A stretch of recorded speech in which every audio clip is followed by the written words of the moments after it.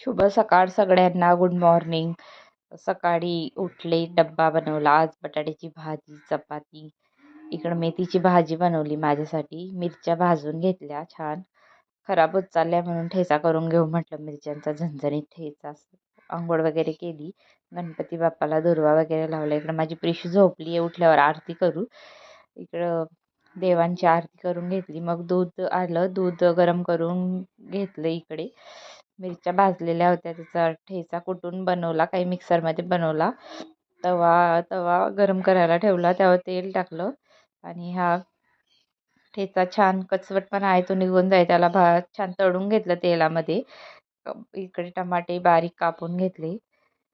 मिरचीचा ठेचा झाल्यावर काढून घ्यायचा तो. त्यानंतर परत तेल गरम करायला ठेवायचं. 2 पळ्या तेल टाकायचं. मग त्यात टमाटे आणि त्याच्यात थोडं मीठ टाकायचं. मीठ टाकल्यावर लवकर शिजतात टमाटे. छान मिक्स करून घ्यायचे सर्व. त्यानंतर झाकण ठेवून शिजवून घ्यायचे. चांगले व्यवस्थित शिजू द्यायचे, होऊ द्यायचे मंद गॅसवर. त्यानंतर परत त्यात ठेचा टाकायचा. मग सगळं व्यवस्थित सर्व ठेचा झाल्यावर तो थंड झाल्यावर एका डब्यात स्टोअर करून घ्यायचा. अशा प्रकारे झणझणीत ठेचा तयार.